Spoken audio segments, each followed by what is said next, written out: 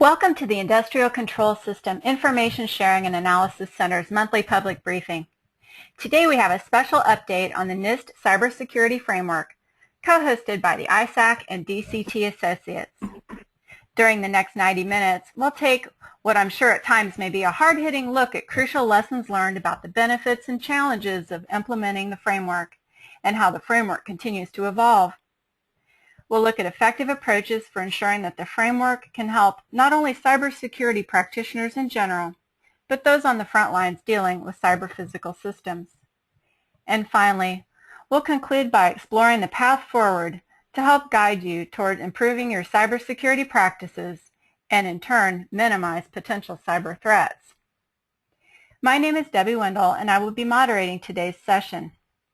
I serve as Community Director for the ICS ISAC and oversee the Center's human-to-human information dissemination mechanisms.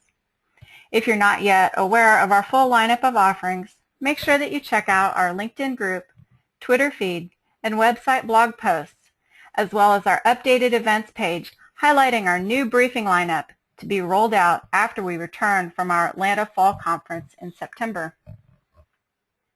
Today's briefing, the NIST Cybersecurity Framework, Lessons Learned at the 6-month mark, features a panel of distinguished subject matter experts, including Kevin Morley, Security and Preparedness Program Manager at the American Water Works Association, Perry Peterson, Co-founder and Managing Principal at the Langner Group, Greg Witt, Program Manager of the Security Standards Team at G2, and we also have Jaap Schekkerman from CGI, who will be joining us from the Netherlands, who was a late addition to our panel, and we're excited to have him join us.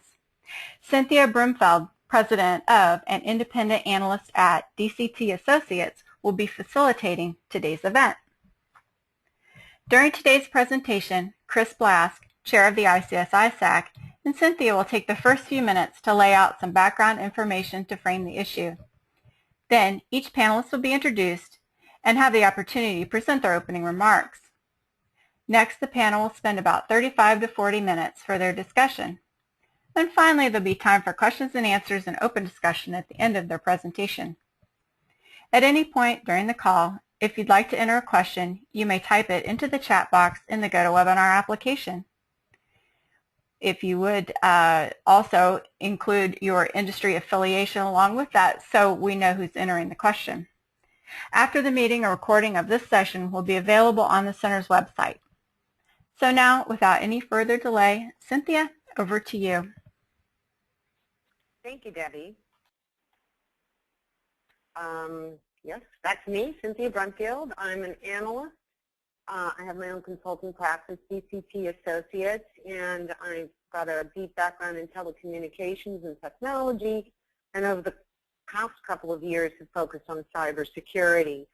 I want to thank everyone for joining us today. That we have quite a distinguished set of attendees and quite a few of you out there, and I'm gratified to see the level of interest in this issue because the NIST Cybersecurity Framework has been a major initiative in the cybersecurity arena, and we thought it was time to check in 6 months after the framework was released to see what's going on. What I'd like to do is just spend a few minutes to recap what's occurred to date and what's going on now and what's going to happen in the near future. As you can see from the slide, in February of 2013, President Obama sort of got the framework process rolling when he issued an executive order and a presidential policy directive asking NIST to develop the framework.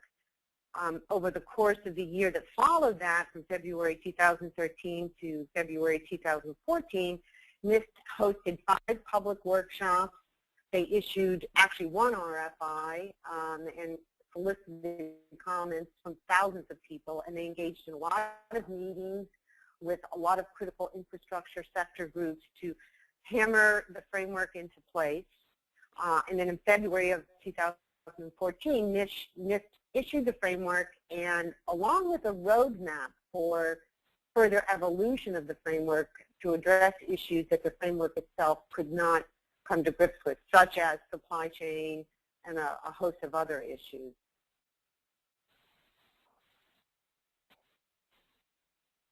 So where are we 6 months later? That's what's happened. That's how the framework came about. Well, in concomitant with the release of the framework in February 2014, the Department of Homeland Security launched something called the Critical Infrastructure Cyber Community, or C3 or C-cubed voluntary program that aimed to help the industry increase cyber resilience, to increase the awareness and use of the framework, and to encourage organizations to manage cybersecurity as part of an all-hazards approach to enterprise risk management. Many of you who are listening to this webinar today, and certainly thousands of others, have participated in the C-cubed program, where sector by sector and bit by bit, industry experts and cybersecurity specialists are sort of digging into the framework, figuring out how to adapt it to their relevant industries, and figuring out how to evolve it so that it better suits their interests.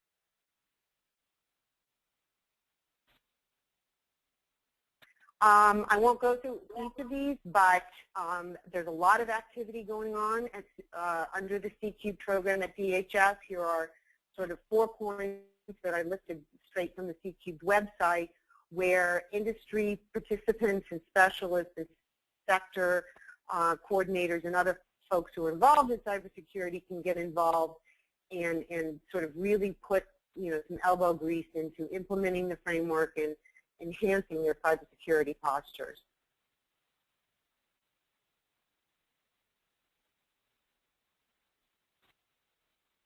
Some other activities that are going on in terms of where NIST is concerned, since the release of the framework and through today, NIST is out there, they're hitting the road, they're hitting the hustings, they're engaging in community awareness, they're soliciting feedback from a host of critical infrastructure organizations and companies and trade associations and groups. They're collaborating with infrastructure owners and operators and the government and industry leaders and other stakeholders to make sure that the framework can, you know, continue to be embraced and adopted. Again, many of you on this call may have participated in a lot of these efforts by NIST. I would also say on the NIST Cybersecurity Framework website, there are more details in terms of how NIST is getting out there and how NIST is trying to continue to keep its hand into play and making sure the framework is, you know, adopted and used. They are also engaging a lot of efforts surrounding the roadmap. This is the area where they thought there could be further improvements, such as, I mentioned supply chain, but there are at least 4 or 5 other areas that the framework doesn't address, but they're working with a lot of groups to see how they might be able to incorporate different aspects that weren't really weaved into the framework, how they might be able to sort of accommodate that. It's worth noting, and I'm sure many of you know, that NIST referred to its framework as the Framework 1.0. They very strongly view this as a living document, something that's going to be evolving and growing over time. And so there's just a ton of efforts. Again, I refer you to the NIST Cybersecurity Framework website, and I'll look that up at the end of this call, make sure that you have it so that you can stay abreast of all the things that are going on.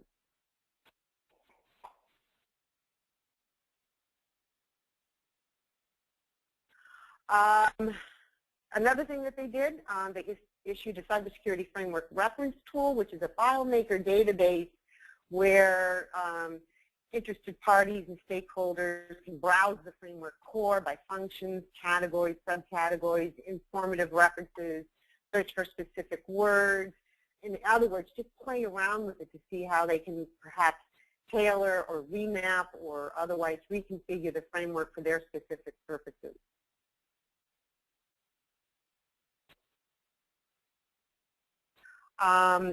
Any day now, in fact, even as we speak, NIST plans to release a formal request for information asking for further feedback on the framework, the current awareness, how people are experiencing it, how they're adopting it, and any other related activities. What they plan to do with this RFI is sort of synthesize and sort of agglomerate all the responses that they've received to better inform sort of the next step that is a little more official than some of the things we've been talking about, and that is they're going to be hosting yet another workshop in October informed by this RFI at the Florida Center for Cybersecurity located at the University of South Florida in Tampa, October 29th and October 30th. At that workshop, they'll sort of take into account all the information they've received in the RFI. They'll examine it in terms of how the framework has been implemented, what the experiences have been to date, and then potentially come up with some next steps in terms of how the framework continues to evolve.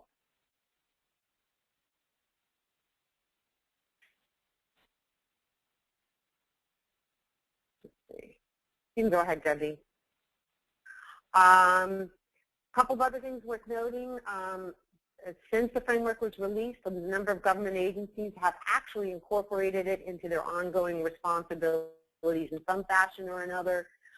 The SEC, the Securities and Exchange Commission, the FCC, the Federal Communications Commission, the EPA, the DOE, the Treasury Department, and a number of state-level agencies have either referenced the framework in terms of how they want to see relevant stakeholders behave, or in terms of suggested guidance for how folks move forward. This is a really interesting area as the years go by. This is one of the big concerns a lot of folks had when the framework was under development, which is, will this become sort of a mandatory regulatory government document? And to date, none of the activities by the government agencies that I've seen have made it mandatory, but it certainly is cropping up in a lot of official activities. And then there's a sort of a separate area where a lot of activity is occurring, and that has also happened since the framework was released, and that is an intense focus on technical privacy standards and how they interrelate and weave into the framework. NIST held a privacy engineering workshop in April. We'll host another one on September 15th and 16th in San Jose. I attended the one in April, and it was quite interesting, but it really seemed to be separate and apart from true cybersecurity activities. At some point, though, there's some belief on the part of NIST and some industry players that how you maintain privacy as a foundational technical matter is very much relevant to how you maintain cybersecurity. And at some point, the framework may, in fact, evolve to take on more of the privacy aspects than it does today. That was actually quite a controversial subject as the framework was being developed, and there's a whole story behind that. But for the time being, they have sort of a separate parallel track going on in examining technical privacy standards. And I think there's one more slide. I had a conversation yesterday with Adam Sedgwick, who is sort of the person spearheading the cybersecurity framework at NIST, and I asked him if there's anything he wanted me to relate to this group in terms of what they should be taking away from this webinar, and he said the key message from this to the industry stakeholders are submit comments in the RFI. If you've looked at the framework, if you've adopted it, if you tried to remap it to fit your particular configuration, let NIST know, submit comments.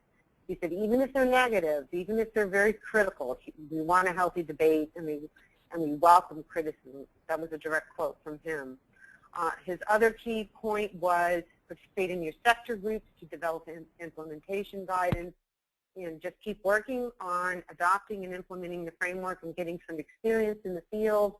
And those are the two things that at this point he suggests you take into account as you move forward with the framework.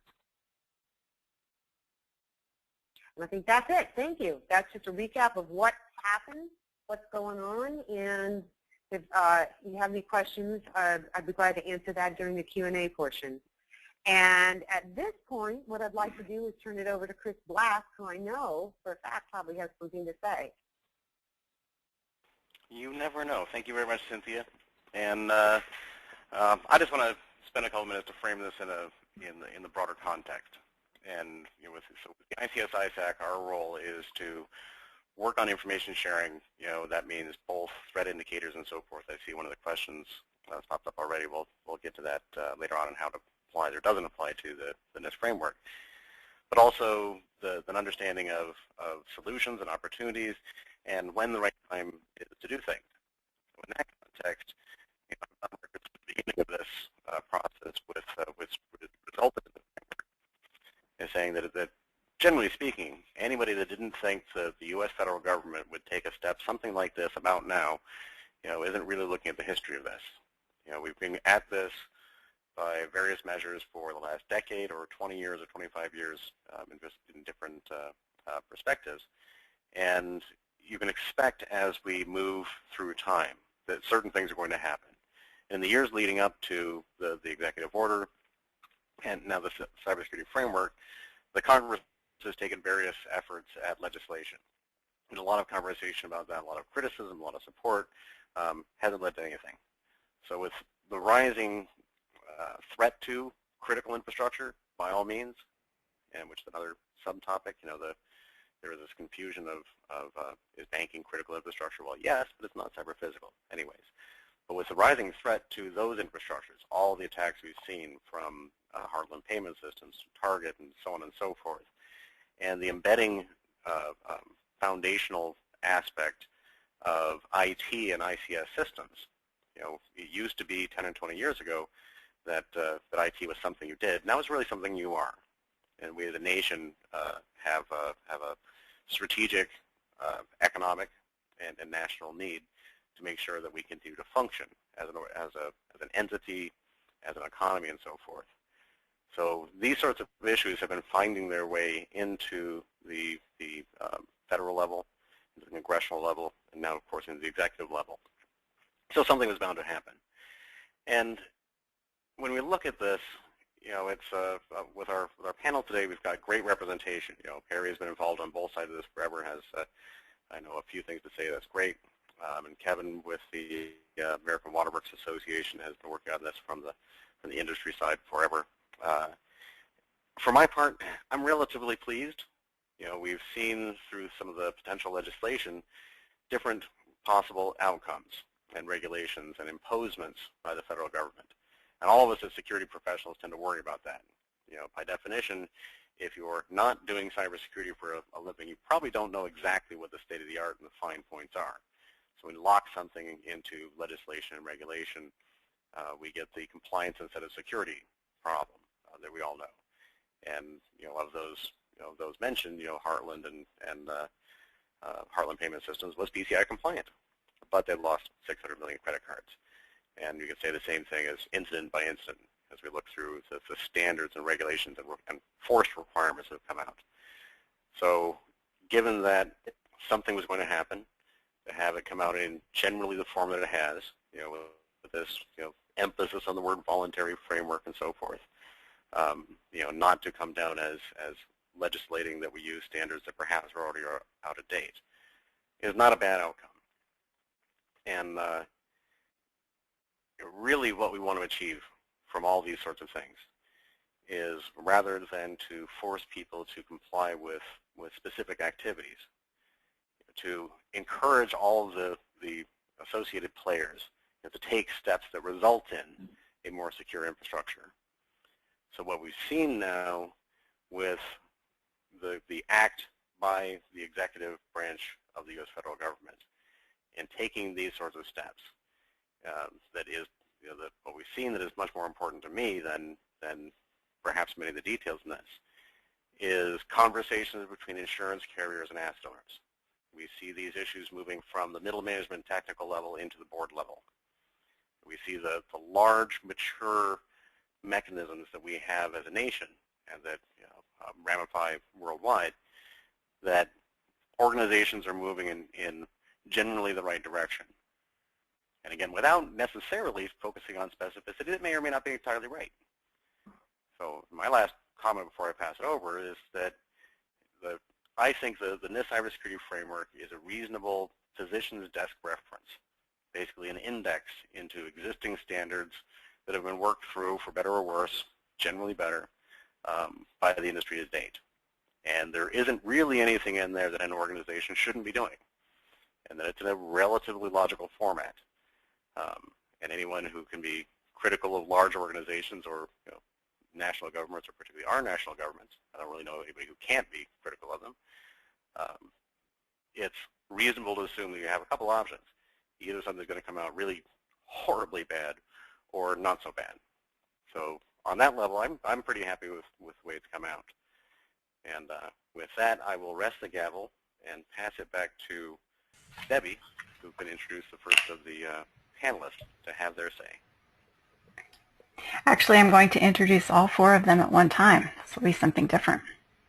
As Security and Preparedness Program Manager for the American Water Works Association, or AWWA, Kevin Morley is responsible for collaborating with various regulatory agencies to ensure that the perspectives of AWWA's membership, as well as the water sector in general, are considered in the policy decision-making process.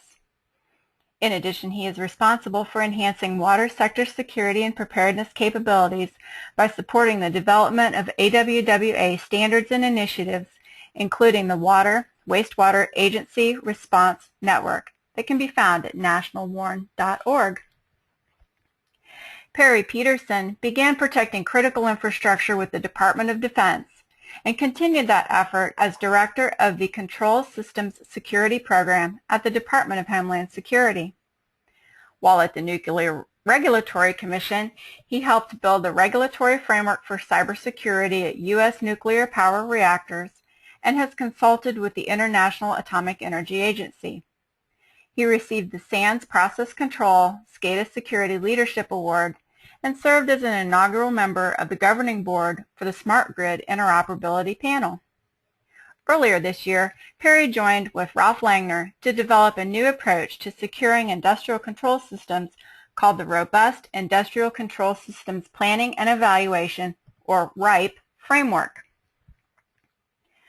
As Program Manager for Security Standards at G2, Greg Witt supports federal civilian clients, primarily for the NIST Computer Security Division, where he assists both internal and external customers in performing integration planning and offers technical delivery on a broad range of cybersecurity topics, including identity management, industrial controls, policy and compliance, and security automation.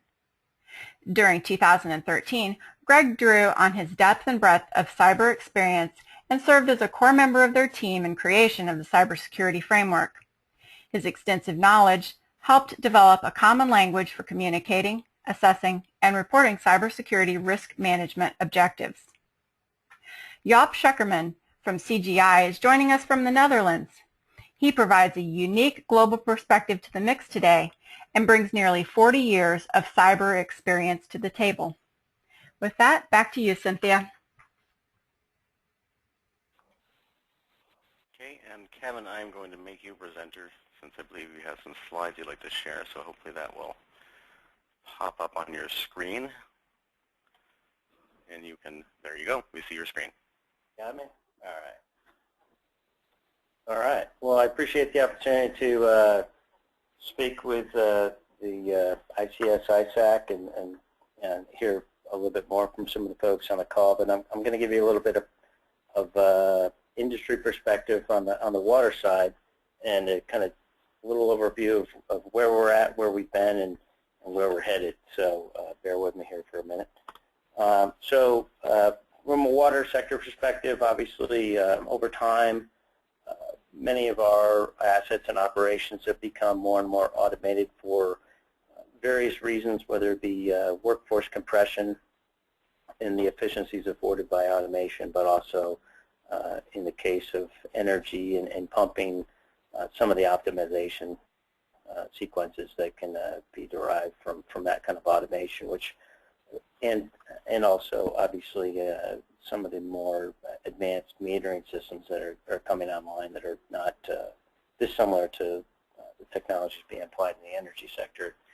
I think from an awareness perspective, Y2K was probably the first time that our sector and perhaps many others kind of thought about their vulnerabilities to that aspect of their operations. But and then in 2002, the Bioterrorism Act required water utilities, drinking water utilities, to do vulnerability assessments, which included an analysis of your cyber and other enterprise and SCADA systems By 2008, a group of utilities had come together under a workshop that AWWA facilitated along with DHS to kind of understand what challenges remained in advancing the water sector's capabilities and application of some of the principles that we've heard from and in fact manifested themselves eventually in the NIST framework. And that roadmap there is really a gap assessment of some of the challenges. And part of it is just on the drinking water side alone, there's over 56,000 community water systems. So any given system isn't really a kind of a market maker, if you will, and be able to drive technology in a certain direction to meet our needs. So that was recognized there, including the need for kind of some recognized best practices to enable utilities to take action on some of these things. The last document that I note there, that roadmap to a secure and resilient water sector, that's a joint strategic plan of the Water Sector Coordinating Council and the Water Sector Government Coordinating Council. And in 2013, we collectively agreed that one of the number one priority was the advancement and the development of sector-specific cybersecurity resources. This in part reflected some of the activities that have been underway here in the water sector, and AWWA is an ANSI standards development organization, and as you can see here, we have a number of standards that address the need for appropriate security protocols, and this is part of one aspect of doing what Chris was talking about, and leads to the larger objective of the executive order, a path towards institutionalization of cybersecurity, not so much from a compliance perspective, but as a normal business practice, which I think what Chris was alluding to.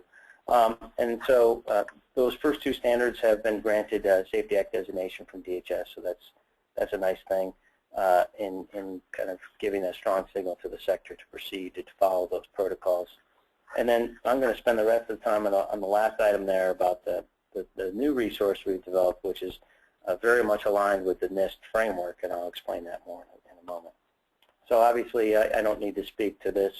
Cynthia did a great job doing an overview of the EO and the NIST framework, but again, it's voluntary guidance, and we don't have any issue with that. We find that to be a useful platform.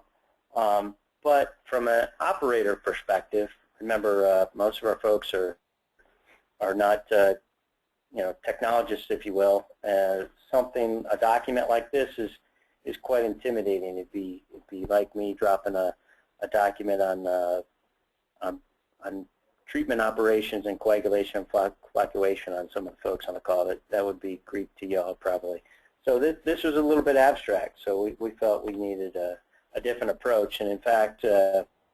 At the same time that the executive order was issued, we had initiated a project to develop guidance for the water sector, with the primary focus being building knowledge at the utility management level, because that's really where, from a cultural perspective, we needed to have buy-in on this issue, and to make the issue a little bit more tangible. I think none of you would disagree with the idea that it can be an intimidated issue if you're not conversant in all the details of some of the standards that are part of that framework. It becomes a little bit overwhelming, which leads to kind of some paralysis and therefore inaction in the absence of a clear path forward. And so what we were trying to overcome in the development of this resource was to enable and empower utilities to take action on some of these basic controls that can be done. And so this guidance document is organized from a utility operations approach. I would note that it doesn't evaluate the actual security profile, but it provides an approach based on how the utility uses the technology. So you'll see here in a minute when I switch over to the couple of screenshots of the tool that accompanies this guidance, what I'm talking about. But as a result of that, it provides a prioritized list of controls that a utility should be applying based on their particular application of the technology, which really, to put it in simple terms, really is very empowering to utility, because that puts it in an appropriate contextual framework that they can then understand why they need to do X, Y, and Z particular activity in order to better secure their system. So the use case tools is based on 82 cybersecurity controls. In fact, we've roadmapped the controls to the NIST framework, and I think we probably nearly have 100% alignment with those things, and it just happens that we've organized the measures and controls in a slightly different sequence based on our own contextualization of the information so that it makes sense to us. And that's not to disparage the efforts of NIST. In fact, I think that it was a good initial effort, and but they had the challenge of speaking to 16, 17 different sectors all at the same time, so that makes it a little bit difficult. So again, as a user goes through the tool, it provides a prioritized list, and those are derived from SMEs that we had involved with the project, and where a priority one or your kind of basic cyber, what I would call basic cyber hygiene. Now, these are things you should do immediately. No questions asked, irrespective of your size or type of utility. It really shouldn't be any different. And then 2, 3, and 4, kind of a different level of thing, acknowledging the fact that we don't have infinite budgetary resources. So this is a way for a utility to kind of get a grip as to what types of things they can do, and then sequence in to their budgetary process how they may tackle some of these issues if they are in fact outstanding. So this is a screenshot of the landing page at www.aww.org/cybersecurity. You can access the guidance, which is a little bit more descriptive of the core competency areas, and a little bit of an introduction for kind of utility management to understand what they're asking for, and then they can turn to their guy on staff like Chris and say, hey, are we doing these things, and how are we doing with this? And if they find that they have some gaps, well, now they've got a good actionable list that they can work on with a consultant or internally to overcome some of those things. The tool, again, that's freely accessible, and the only thing that is required is to create a free user account on the AWA website. And the purpose of that is simply to acknowledge the terms of use. So this is a little bit of an example of what I meant by use case. So many of our systems, as you might imagine, have remote operations that are not near the administration building or the pumps or the treatment plant, especially some of our more rural systems that have kind of reservoir systems or groundwater systems that are far away. And as you might imagine, on a weekend or in the middle of the night, if there's an issue, they may be able to want to remotely access that asset and potentially have some controls over the pump or what have you. And so based on that use case, you would click on Generate Report for this particular asset. It would generate this report, remind the user of what the different priorities mean, and then as you move down, you get a reminder of what your use case scenarios are, so you can kind of remember what is going on. And then you get this list of priority recommended controls that you can then evaluate whether or not those particular controls are actually in place at your system. And you'll notice that we provide a direct reference to the source of the control based on the various standards or materials that may be available from DHS or other organizations. So we didn't recreate anything. We didn't write new standards. We just tried to kind of normalize how our utilities can benefit from these things and kind of organize them in a way that makes it actionable for them, because they're very unlikely to go read all these different things independently. So we've kind of, this is something that I put forward to some colleagues here just in the past few weeks. Look at this as a one-step-at-a-time approach, and the fact that the AWA guidance and use case tool, which aligns with the NIST cybersecurity framework, is kind of your kind of entry-level, get folks in the tent and familiarized with the issue. Our Sector Coordinating Council has acknowledged that that resource does represent the sector's foundation for adoption of the NIST framework. So that's a good start, and we've seen quite a bit of traffic and acknowledgement of that, and a number of utilities beginning to use that tool, and those numbers continue to go up daily.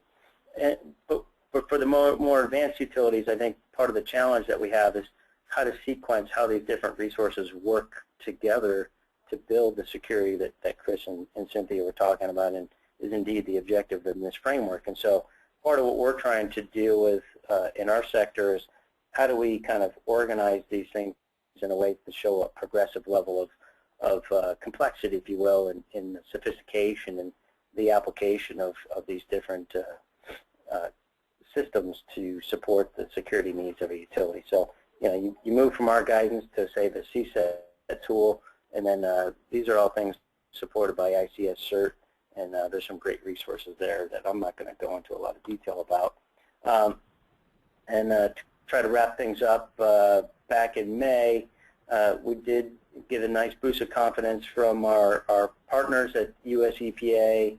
I won't read all of this, but they essentially acknowledged that in parts the fact that we had developed this resource, they felt they didn't have a need to develop any further resources for the sector, and that they concur that it did serve to support the sector's implementation of the NIST framework. So that's very encouraging, and we are continuing to work through that process of larger outreach similar to this through a SIPAC process, and the key tasks there are appropriate approaches to outreach and training, similar to part of the reason I was glad to be invited to be part of this, is to broaden the audience, leverage those existing programs.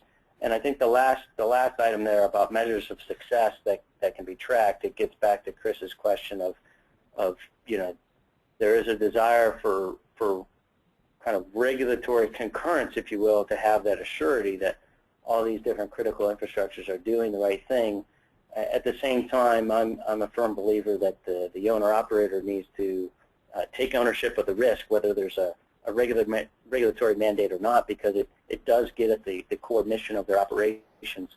So we're trying to explore some what I might call key motivators or incentives to inform utilities that may not be fully aware of this, how important it is to take this very seriously and take action on this without being unnecessarily threatening, but again, trying to convey return on investment, if you will, for something that is very difficult to observe the benefit of. Is something we're wrestling with and hope to learn more from folks like the other panelists on the call, how other sectors may be doing that. So that kind of wraps me up, Chris. Happy to take questions at the end of the session, and again, appreciate the opportunity. There's my contact information for any folks that are need to reach out to me. But again, appreciate the opportunity to be part of the discussion today. Thank you, Thanks, Kevin. Go ahead, Cynthia. I'm going to take the screen back here, and Perry's up next. Okay. If you have slides you want to show, just say the word and it's all yours. Okay, so I think our next speaker is Perry Peterson from the Langner Group. Perry, what are your thoughts? What's your sense of where we are? Well, thank you for having me, and thanks for a great overview, and thanks to Chris for a good context-setting statement. And I'd hate to start off with arguing with Chris, but everyone's allowed their own opinion. And so in my view, I think you can look at the NIST CSF as a success. You could say it's not a bad outcome. And I believe that you could really only say that if you had really low expectations. And so my perspective is, when I look back on what the stated purpose of the framework was, what the executive order actually charged NIST to do, when I look at that, I see it failed. It fell way short. And as Chris mentioned, I was on the other side of this fence during the early days and the formation of the various agency working groups working on this project. And you could see it happening for those of us who've been involved in standards organizations before. You can see a certain measure of groupthink going on, and but the point is, and this has said, this will evolve. But my perspective is, as it stands now, and compared to what its stated goal was. So I have three main points. One is compliance to the NIST CSF only requires adopting the terminology. If you speak in those terms and talk in those terms, you can actually be compliant with the framework without changing anything that you actually do. You may have to generate different kinds of paper, different kinds of reports, and use different words, but it's really a business-friendly framework because it allows the business to decide, based on its needs and its resources, to simply cherry pick what it wants. You've got your framework core, you've got your profile, implementation tiers, and there's a lot of detail there and a lot of links to existing standards and things that are pretty good, but there's nothing compelling in there. There's no forcing function that says you have to do any of this. The second point is it lacks the details needed to really fill the gap between concept and practice. And perhaps you could say, well, that's by design. That's for the asset owners to come up with how they fill that gap. But in my experience, what I see time and again is the asset owners, and I'm talking more in terms of the guys with boots on the ground, is that they need a little more help in bridging that gap. Don't just tell them they need better policies and procedures and implement controls and increase your posture and so on. What they need is a little more detailed help, at least provide one example of how to actually achieve the end state. And the third thing, and I've already alluded to this, is I think that the NIST CSF is fundamentally flawed from a policy perspective. So I can always hope for the best. I hope that it will evolve and get better, but I don't think that hope is a very effective strategy. So back to my first point, just to elaborate a little further on that, it does provide a conceptual model for how to think and talk about.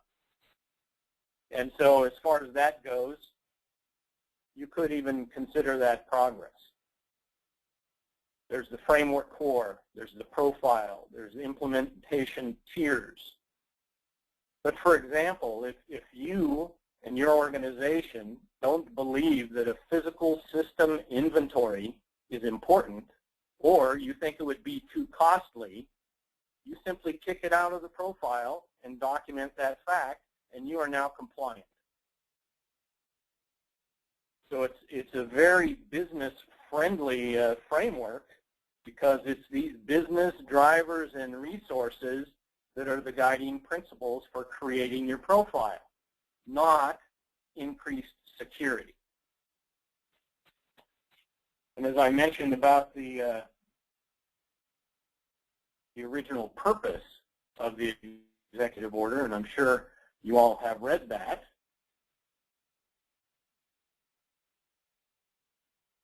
but within the framework itself, the CSF says organizations should determine the desired tier, ensuring that their selected level meets organizational goals, it's feasible to implement, and reduces cybersecurity risk to critical assets and resources to levels acceptable to the organization. So I just think about this, and I wonder how any organization driven by profit will make the decision that enhances our national security. And that was the original goal of this. In fact, if I use our president's words, this framework was not designed to protect the cookie factory. It was designed to protect systems and assets, whether physical or virtual, so vital to the United States that the incapacity or destruction of such systems and assets would have a debilitating impact on security, national economic security, national public health or safety, or any combination of these matters. So those are the president's words, not mine. And so when I look at what the framework has delivered, I see a huge gap between the two. And because of this business-friendly language that's in the framework, I really don't have to do much, and I can still claim that I'm compliant. One of the things that are not addressed in the framework are systemic risks. These are risks in critical infrastructure that really emerge when you look at it on a national scale. In other words, the system is more than a sum of its parts. And so it's just unreasonable to imagine that individual entities are going to make the right decision, which will probably increase their cost to the appropriate level to provide national security protection. One of the things that Ralph and I mentioned time and again is this basic notion that insecure systems, architectures, designs, and procedures are inherently more convenient, more flexible, and less expensive than secure ones. So none of this actually holds up under rigorous business requirements.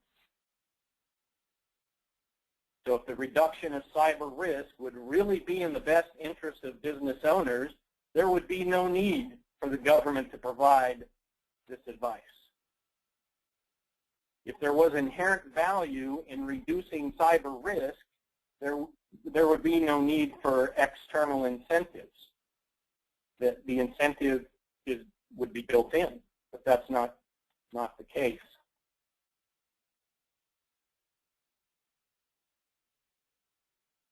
The other thing that the CSF does that I think can be misleading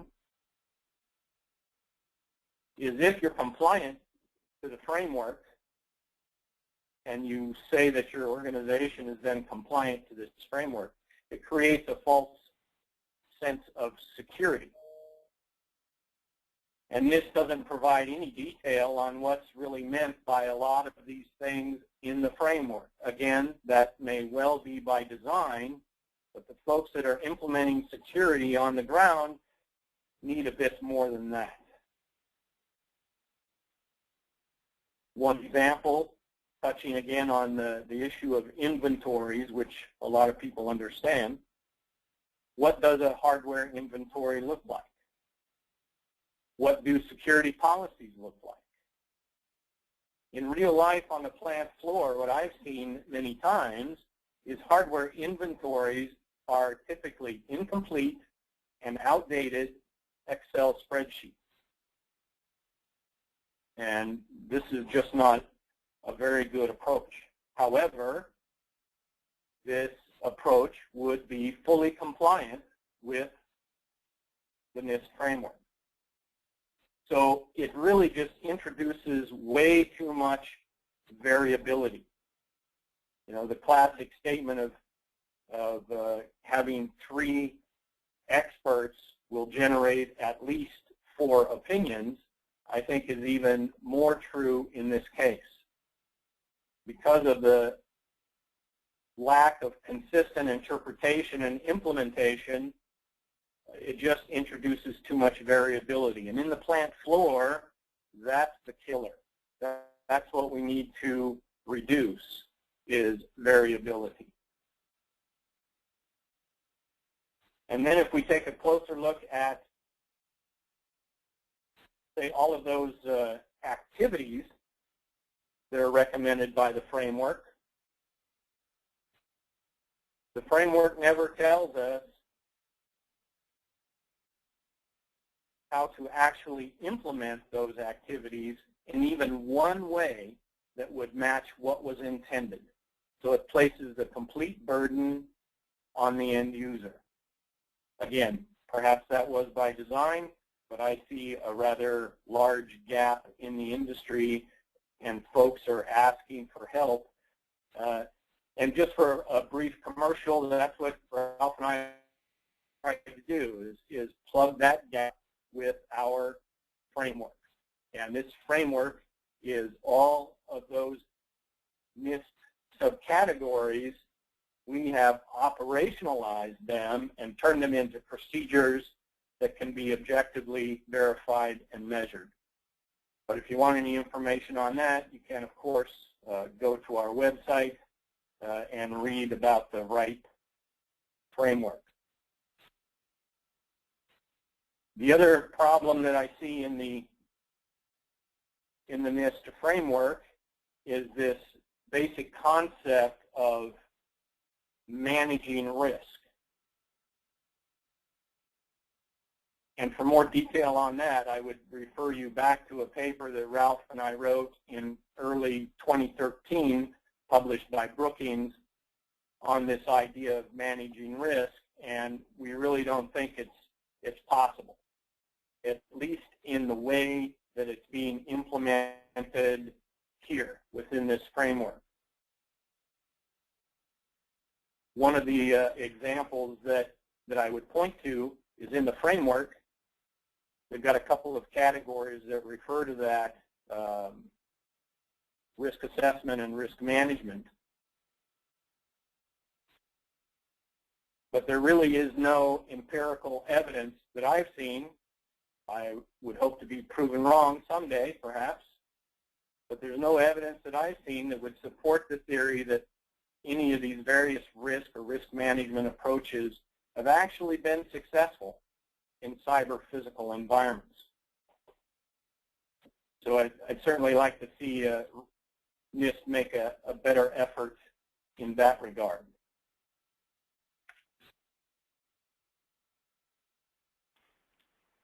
Right. So I've only got a couple of minutes left, and I would just like to kind of come back to that. One of my main points is that I wouldn't characterize the CSF framework as successful.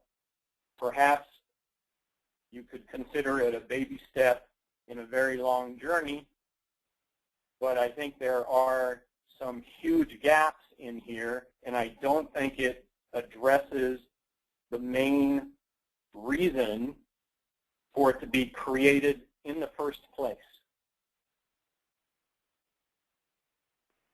I just refer you to the executive order by President Obama and read that, and then read what NIST actually provides.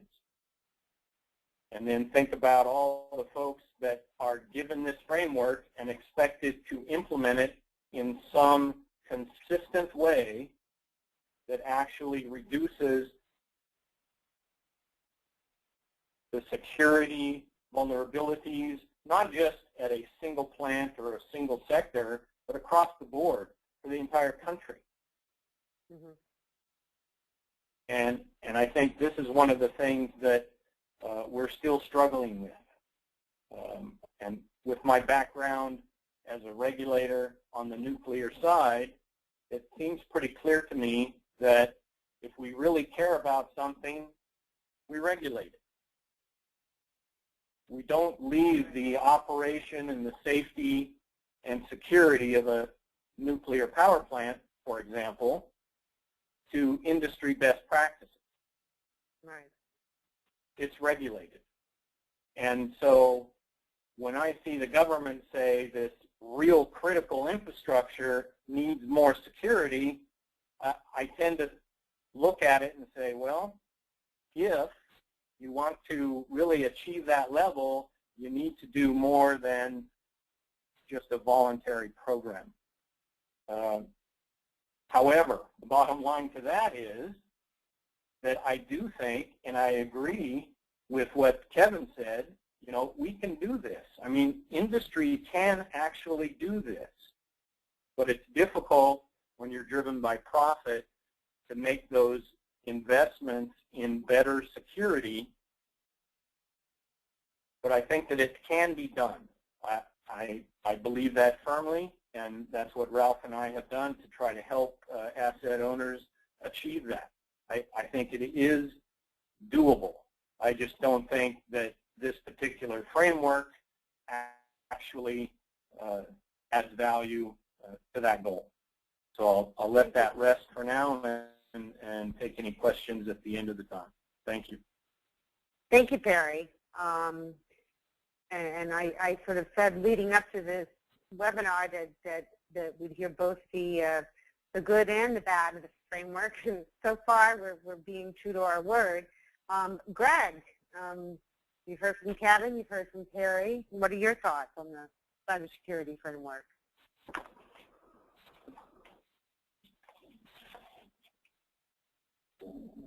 And Greg's probably on mute. Are you on mute, Greg?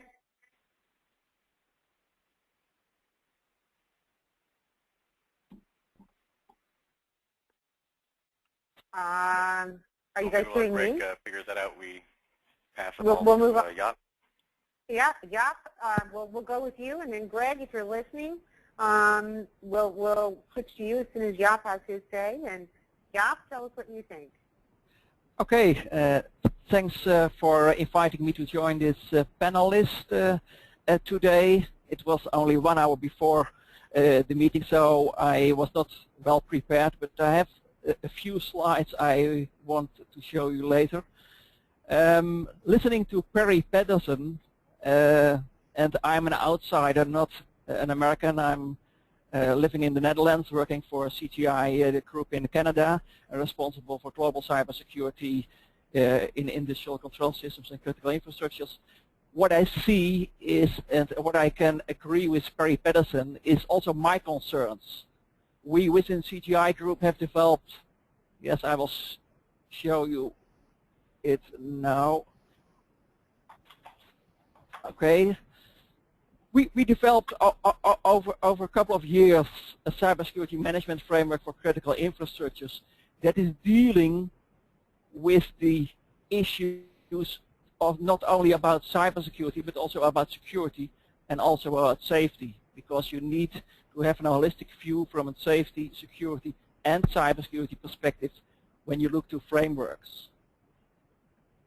I introduced this framework also in our RFI response to the NIST, and I was a little bit concerned, and little bit is a small word. I was really concerned what I saw as the outcome of the current version 0.1, because first of all, the framework itself, its structure is okay, but what when I look to the content, it is addressing all kinds of what questions, what you need to do, but it never gives you any answer how to do it. And so it's for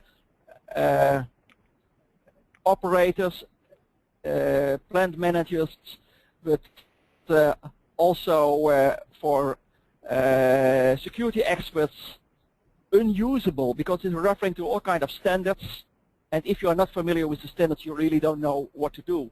So that's my first concern. It's not usable in this way. While the initiative itself is a very good initiative, the outcome, in my words, and I'm very directly, it's bad. It's bad and not usable in the sense that you can use it in real practices. The other confusing point is the tiers, because that are maturity levels. And so you are combining maturity levels with a framework. What type of framework? Is the governance framework? Is it the management framework? What is the goal and objective of the framework? It's not clear. It's not addressing who are the real audience for. It's dealing with issues who are not in scope. So physical security is key, safety is key, all kind of other items. So if you look to our framework, which we are using now for several years, what we can see is that you need to address all kinds of elements, and this is our what we call management framework, which you could also call it a governance framework. It's identifying what you need to do and then drill down in detail to show you what you have to do and how to do.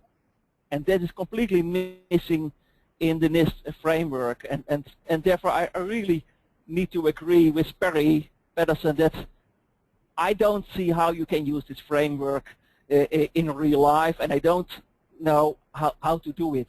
While when we look to our framework, which is a combination of all the international standards as well as industry best practices, we combined what we have learned in real life in this framework. And while the framework is only a governance framework, you need to have much more other documents and documentation in place in detail before you can implement such a framework in real life. For example, the policies and security policies and data protection policies in critical infrastructures is key to have that drill down. The same is, and this is also missing and not addressed in the NIST framework, is what we call the cybersecurity reference architecture. If you need to, for example, secure 150 plants worldwide, plants in different categories from multi-site, multi-plant, multi-production lines, or a single production line itself, you need to have a reference architecture that is drilling down in all the details of the ISA 99 and ISA 100 levels, and combine that with the best practices, how to define your security zones, how to define your conduits, how to implement the requirements of the conduits in technologies, in procedures, in behavior.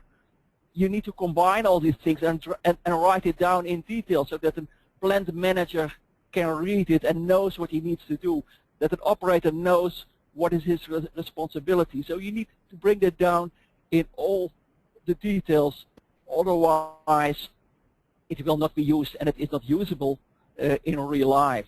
And the same is, and Perry also addressed that, is about risk identification and classification and assessment of risks in these environments.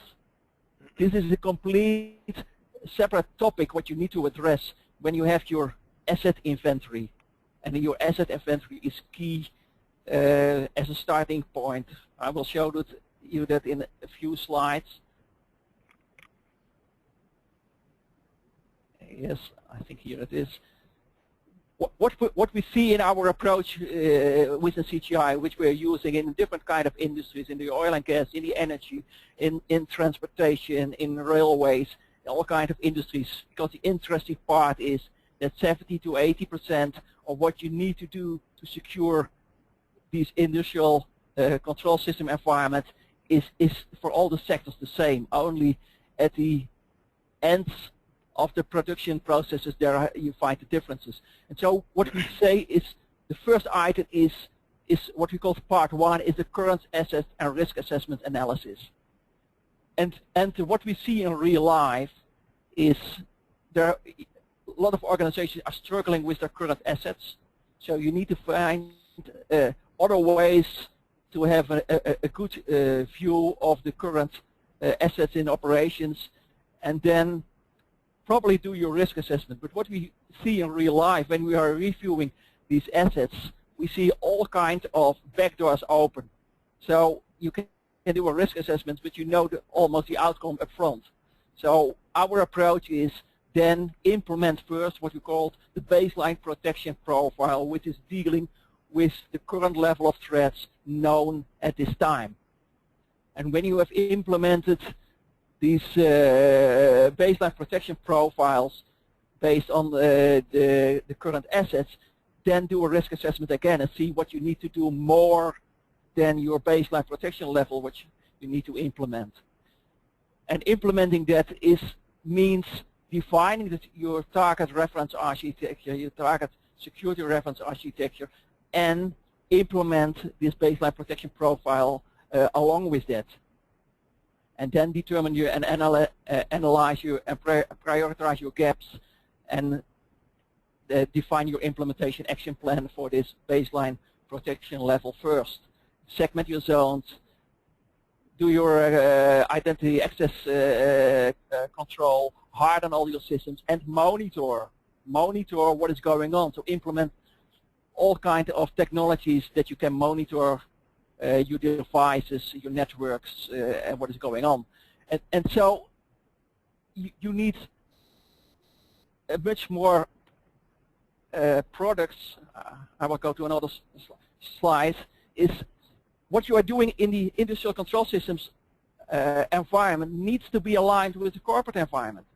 So it's not only focusing on ICS or SCADA environments, it's a combination of what are you doing from an IT security level on enterprise corporate, in the enterprise corporate environment, and how to align that with your planned production environment, because you need to align these both worlds and work together, while the controls and measures you can implement in the production environment are completely different of what you can do at the corporate level. But it needs to be a holistic view of both worlds with both disciplines in one team.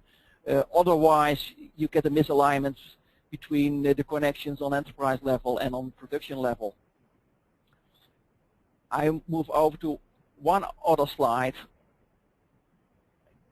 And this is like the framework itself is only your governance environment, but you need to do a lot of other activities and produce a lot of other materials before you can define how to secure your environment. So you need your policies, your procedures, your requirements, your practices. You need to define all your kind of asset models from different viewpoints. You need to have your reference architecture in place, and then define, based on all the other information, your zones and conduits in the reference architecture, and define how to secure and implement the different levels of defense in depth, as well as your separation of concerns. Those principles are key in what you are doing.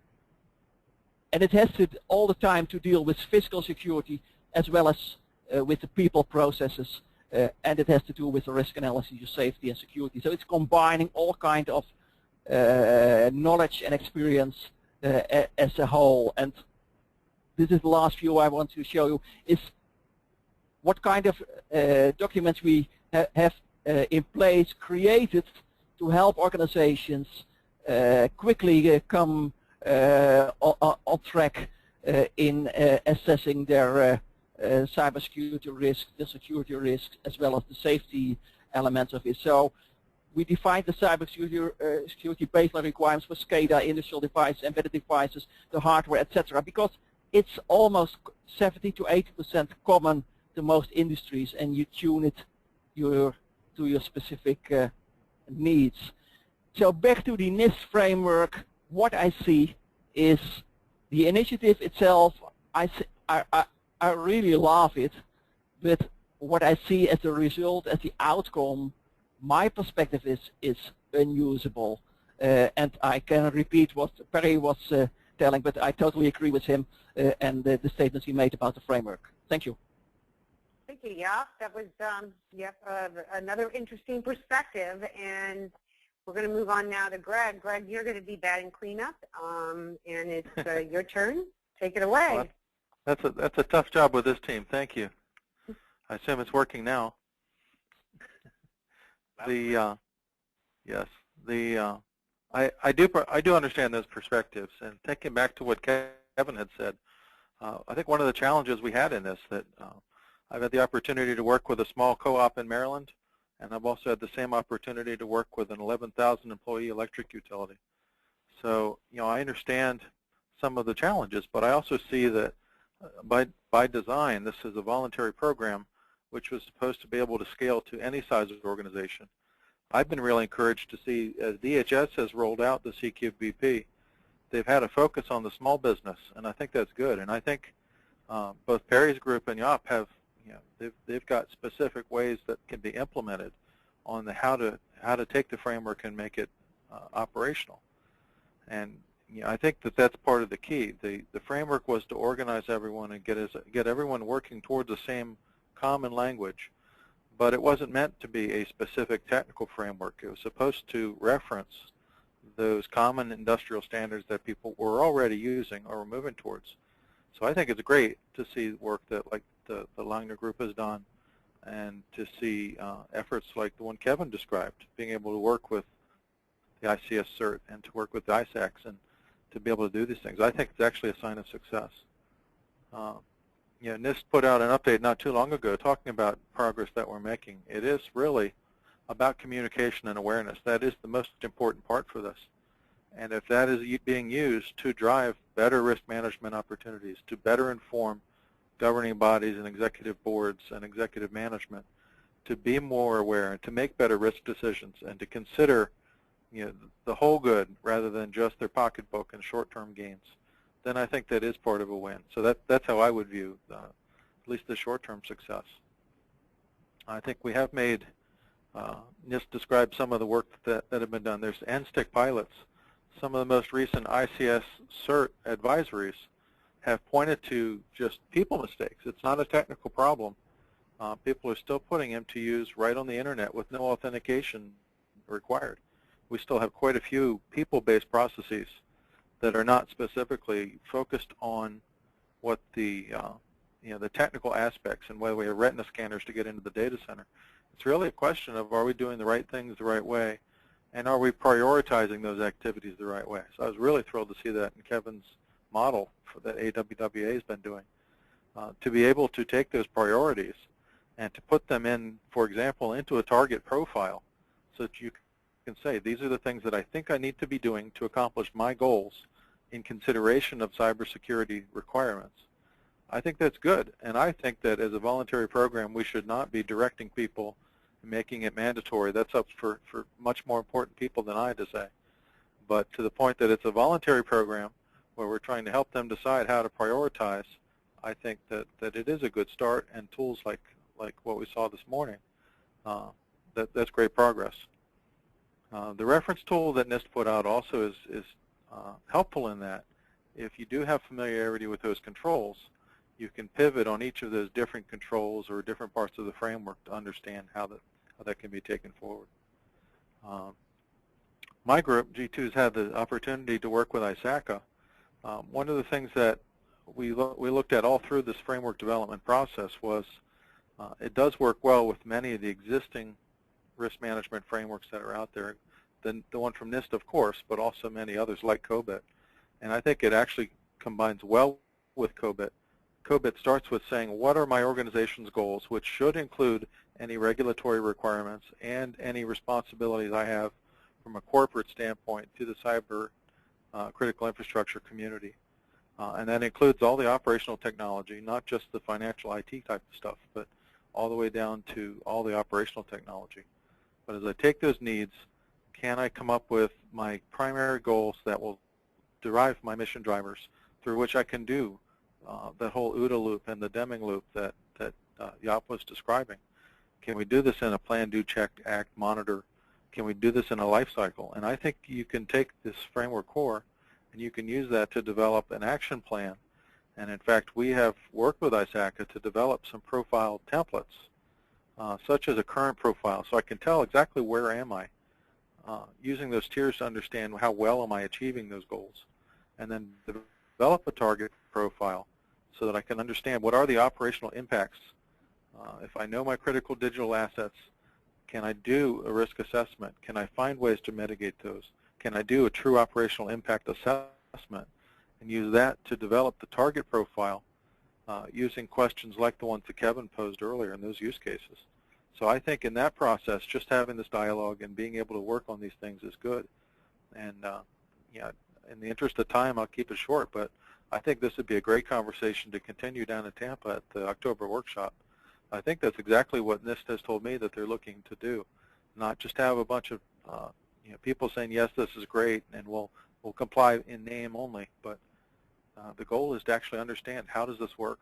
I had a conversation not too long ago with someone at a very, very large defense contracting organization who was looking to use the framework just as an alignment point.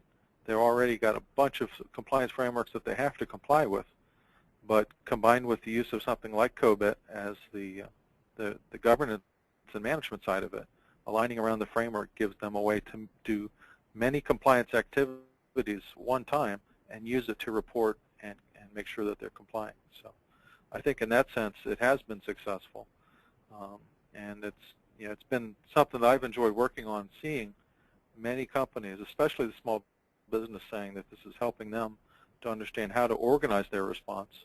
And when they do organize that response and start taking activities, then use a more technical methodology.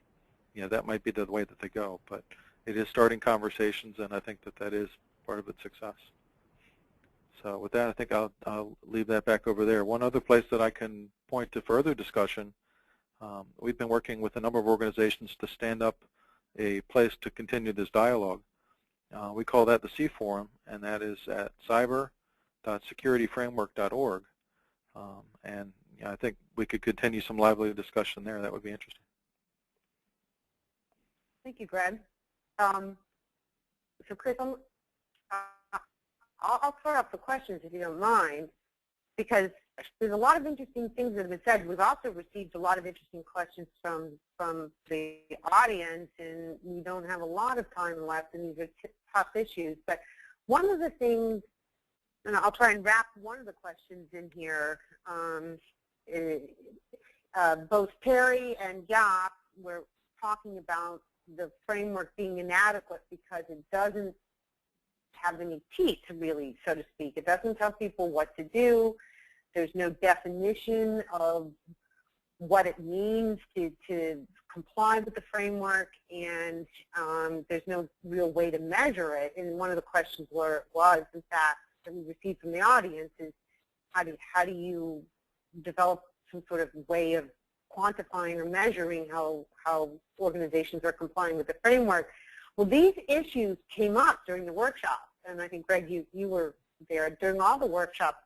And certainly at the beginning, there was quite a bit of pushback from the industry, from the critical infrastructure providers themselves, that NIST steered clear of any of that. They were very, very firm, very resistant to even using language in the framework documents that said anything to the effect that somebody should adopt this framework, because the term adoption seems to raise legal issues that nobody wanted that. So then there was the question of, all right, implement the framework, and that even created a lot of controversy. And so when NIST ultimately released its document, it used the term use the framework. So they steered clear of the language that a lot of the representatives there felt was too strong. And then there was the added question of, how could you come up with any very specific technical requirements or technical definitions when you're talking about having this framework stretch across 16 diverse sectors, from agriculture to energy to telecommunications. And then that sort of played out as this thing has been discussed in various arenas. For example, the FCC, the FCC chairman, Chairman Wheeler, came out with a fairly, I think, robust plan on how to get telecommunications providers to adopt the framework. And one of the things, some of the language that was used there was that telecommunications companies should develop metrics, and that telecommunications companies should prove that their adoption of the framework has had a demonstrably effective result in terms of helping cybersecurity. Well, that has created a huge amount of resistance among telecommunications companies. So I guess what I'm saying is that even though you're saying the framework is not useful, it's useless, and in the sense that it's really, you can drive a truck through its adoption, or no one's really, there's no definitions, what do you mean by this, and you can sort of conveniently drop this aspect of the framework or that aspect of the framework. It was the infrastructure providers themselves who objected to this having any kind of definitive teeth. And so I guess my question to the audience or to the panelists first of all is, what do you do when everyone gets together and says, we don't want you to be specific? And this was coming from the industries themselves, not from the government. I mean, NIST started off a little tougher than they ended up, and they did that as a result of the objections by the electric sector, by the telecommunications sector, by the financial sector. So is it possible to ever? Yeah, not just by the organizations themselves, but also the SMEs. And so my quick comment, and a number of the questions have touched on these sort of things, is that two things. One, that what Jaap and Perry have described, and Perry and I have discussed this as well. Our SARA project and RIPE look kind of similar. A lot of these points are not reflected in existing standards. So if the government had taken the desired path, of some, and said that here's exactly what you'll do, they wouldn't have included a lot of the things that Perry and Jaap and I and others, here and on the panel and listening and out in the world would actually recommend doing, because really haven't been embedded and haven't gone through the years of standardization and into the kind of thing that an organization like NIST could really address. But I don't think we can begin to overstate, though, the importance of this at the board level. I think cyber insurance is an enormous part of this. The boards are taking this more on as opposed to middle management, and the insurance companies, are very much moving in the direction of making this your problem or theirs, and that allows the opportunity for the CGIs, for the Langers, for other organizations to implement things that the government never would have thought of. And so I think a lot of the onus has been placed on the SMEs, on the people who are like a lot of the folks on the phone right here today who know how this stuff is done, to work with getting this to the board level. One of the questions talked about the C-suite. That's exactly right. Perry touched on adding cost. Well, you can add cost and not do this if you risk having an incident, losing everything, or having premiums that reflect your lack of doing anything in the first place. So that's my thoughts anyways, and I'll leave the last couple minutes to the rest of the panel. So Kevin, Perry, Greg, Jaap, any thoughts on, can you do a framework that has any kind of meaningful impact that stretches across anything other than one organization? I mean, can you come up with a comprehensive framework that someone's not going to object to? Kevin, you've done one very specifically for water that maps. I think that the challenge and is kind of the scale or the level of capability that exists, and maybe it was Greg that talked about working at a co-op versus a large, from my perspective, I think part of the reason we pushed back on a much more kind of directed kind of regulatory approach was just the wide difference in the types and combinations of systems that exist just in our sector alone. And without giving folks an opportunity to embrace some of these kind of basic principles and make that, give them an opportunity to kind of acknowledge and understand the kind of the consequence of not doing some of these things. And I think it would be very, very difficult for the government to institutionalize a process that says, hey, you need to have, you know, strong password encryption, and if you don't, there's going to be a fine. How is that? The enforcement side of this becomes very complicated and challenging, and kind of defeats the primary purpose and objective. And it would tend towards compliance for the sake of compliance, and you may not get the security that you desire. As I think what Chris was alluding to, I think there's a maturity in the process here, and as automation has become more and more embedded, people gravitate to technologies without doing full life cycle analysis of, you know, the yin and the yang of these things. I see a lot of discussion about all the greatness of all this automation. I see very little kind of open discussion on the backside vulnerabilities, and I agree with what I think Perry and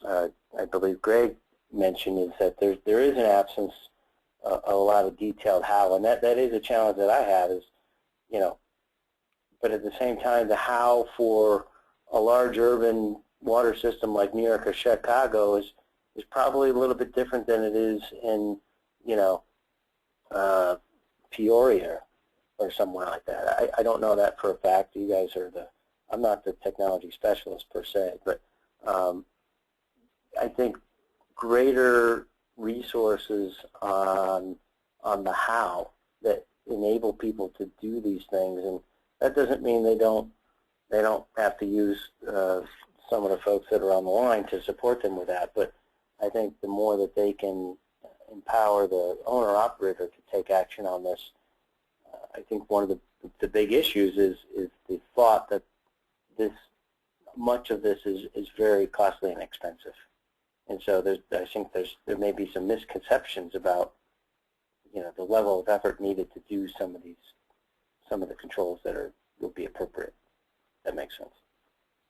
Yeah, I think that's a good point, that there is a lack of understanding of just what it takes. But I would think that at least the asset owners that I've interacted with, my best advice to them is don't look to the government to solve your problem, that you are already empowered because you're the asset owner.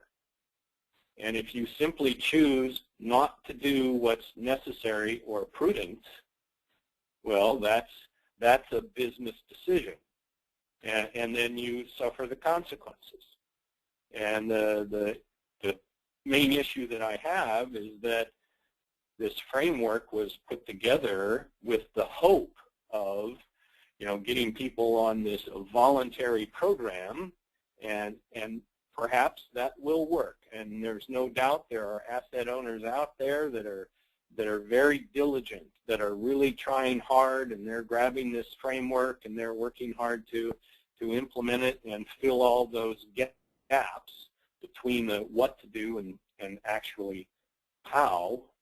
But in the meantime, as folks need assistance in doing that, that's what we're trying to do. Is you know, our RIGHT framework is not trying to replace anything. It's just trying to really fill that gap and provide a measurable and scalable approach to implementing security that gives you the detailed how-to, the templates, the policies, the database schema. Everything is there.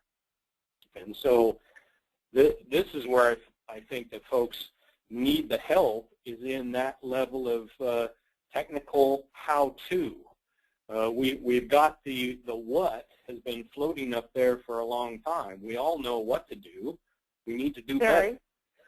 Yes. Terry, we're running out of time. I'm afraid of what will happen with this webinar system. I hope we don't get disconnected. I just don't mean to interrupt you. We've had quite a few questions from the audience. I don't think we're unfortunately going to get to all of them, but I did want to get one more question in before we wrap up the webinar. Okay. And because this has come in a couple of different forms, and one of the questions, and this is for all the panelists, is that one challenge, and we've all heard this, and we heard it during the workshops on the NIST framework and in lots and lots of press articles in the aftermath of Target and so forth, is that one challenge that companies have when it comes to cyber risk management is that the C-suite is not necessarily engaged.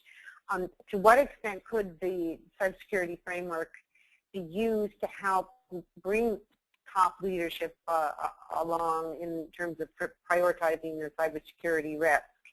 And I guess I'll toss that out to the group and let whoever wants to answer it first speak up, and then maybe add a couple of other panelist comments. But anyone have any thoughts on that? Has this been useful for the C-suite? Can it be used for the C-suite? Yes, Second. What I see, and I'm frequently invited at boardroom level, is when I show them, and I collect them now for years, all the incidents by industry sector worldwide that are published in the public domain, and show them how vulnerable their organizations are, and almost show them that they are already compromised without knowing that. If you show the risks, if you show the incidents that have already happened in the past and are happening today, then they really realize that they need to take action from an executive perspective for their organizations. It's showing what is going on in real life. You know, I would just add to that, you know, as far as the framework specifically, it's another thing you This is Brad, right? Yeah. That was Now this is Chris. Oh, I'm sorry, just Chris. that, okay. Just the framework is another indicator to bring to the C-suite.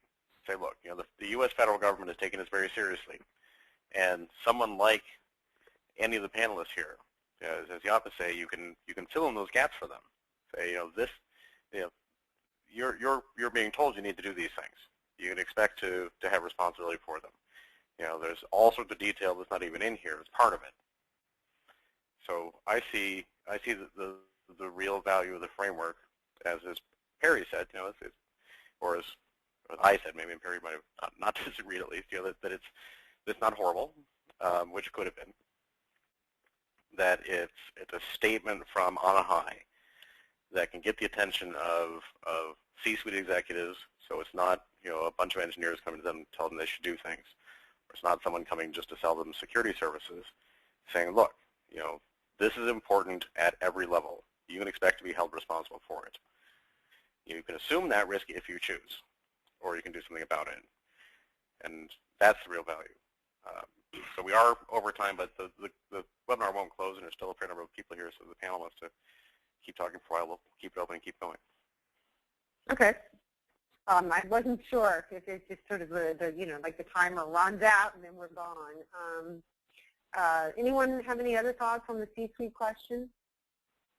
Yeah, this is Kevin. I think that's part of the reason why we would have developed the guidance we developed, have the executive order come out or not. That was already in motion, and it just happened to coincide with the executive order. So that helped add a little bit of lift to it. And I think the framework, though, in and of itself, does not speak C-suite language. It's very abstract. It doesn't speak their language. And I'm not saying that our guidance gets any further towards that, but it does contextualize it in the sense of, you know, how this issue is applied in our sector and what some of these different principles actually mean. And but I think the no regrets analysis, or not to say, a lot of the conversation comes out as, somebody from China is going to come hack your system, and 9 times out of 10, most folks in a small community are going to be like, why would they be interested in me? And they don't, they translate it from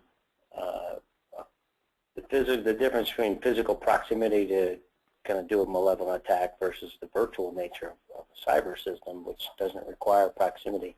That's a difficult thing to overcome, and so I think that's one challenge, and I think the document doesn't quite get to that point of normalizing this in a way that makes it approachable. The how part is a really critical thing in kind of making it, not oversimplifying it, but making it so folks, given the spectrum of systems that this applies to, can feel like they can take action on it without, spending a gazillion dollars.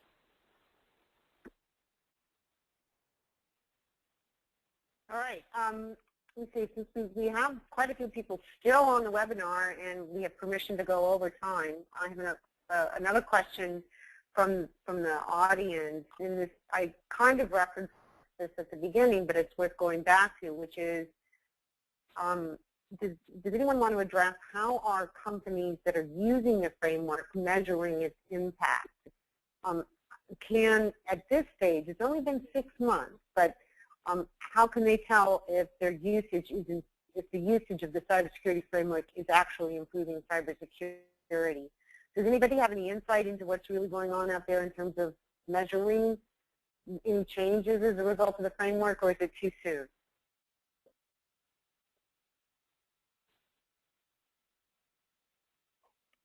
Well, I would say, I can tell you that there's been a significant uptake on our side in folks accessing, is more appropriate, our guidance and tool. What they do, the results of that is a little more difficult for me to assess, given some of the sensitivities that a utility might have. But I think it's a little bit premature to ask that question, but we do anticipate doing a survey of folks to find how they've done some things, maybe not specifically, whether or not they've implemented a control, but a little bit more generically how they've applied some of the principles put in place. Anyone else, any thoughts? This is Greg. One thing I'm hearing, and I kind of alluded to it before, many organizations are trying to understand how to weave it into their 2015 audit plans, how it will play a role in what they'll be auditing and what specific processes they'll be doing. Hopefully it'll be with specific assessment criteria, but it's being integrated with things like SOX and NIST and HIPAA and NPI and PCI, all the different compliance frameworks that are there. It's actually starting to become something to which each of those different compliance pieces can anchor to. So it's not meant to replace them, but it's meant to provide a commonality that they can start doing some common measurement against. Chris, any further thoughts or questions that you want to raise? I guess we're just a tiny bit over. Any other comments that you have before we wrap up the webinar and turn it over to Debbie? No, I think I've said my piece. It's been an interesting view from the multiple perspectives. And I guess if I was going to say anything, I'd just sort of reiterate. This was, we had a couple possible paths. We can see how it could be worse in a lot of directions. And I think the onus goes back to those of us who actually know what to do and how to do it, to see that that's done and leverage what we can. As Perry said, the government can't solve this problem for you. And in other countries, whose systems are completely different, maybe they can. But I think that was a mountain too high, for the current effort and the time frame. A year is sort of ridiculously short for the federal government to do anything. So we're, it's back on us again. It's not, it hasn't become any less of a threat. We have, as always, extreme concerns. These systems are extremely vulnerable. We suffer from that all jointly, if the worst case we worry about happens. And I just see some hope in the fact that, the C-suites and the boards are beginning to recognize some of that pressure as well. All right. Well, I guess with that, you have the last word, Chris. I want to thank Kevin and Terry and Greg and Jaap for taking the time today to talk about this really interesting and important topic, I assume. And I believe that we'll continue to keep you informed as things progress. And I want to thank all the attendees who spent the time listening to these experts and getting some sort of a grip on what's going on with the NIST framework. And thank you very much. Have a good afternoon. And with that, I'm going to turn it back over to Debbie. To our distinguished panelists, thank you so much for your thoughts and insights that you've shared on today's call. And to our audience, on behalf of all of us at the ICS ISAC and DCT Associates, we appreciate your joining us today. We hope that you found the information of value and something that you can take to further enhance your organization's cybersecurity posture. As a reminder, a recording of this session will be available on the ICS-ISAC.org briefing archive page, as well as on the digitalcrazytown.com blog page. Thank you again for your participation on today's call.